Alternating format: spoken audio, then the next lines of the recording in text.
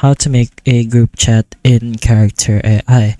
So first notes is that of course these are only gonna be fictional characters and you won't be actually talking to real people.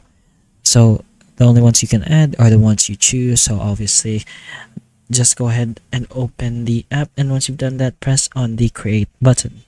Once you press on the create button, below the characters you should see a group chat.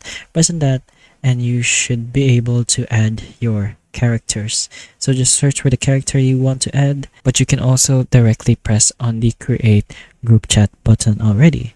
But if you still want to add members, of course you're gonna have to want to talk to someone, just go press on the top right button and you should be able to see that there is a add or remove characters option. So you can only add up to 10 characters, and of course you have the option to remove them as well. But hopefully this video helps you, and if it does, please like and subscribe for more videos like this. And that's all. Thank you.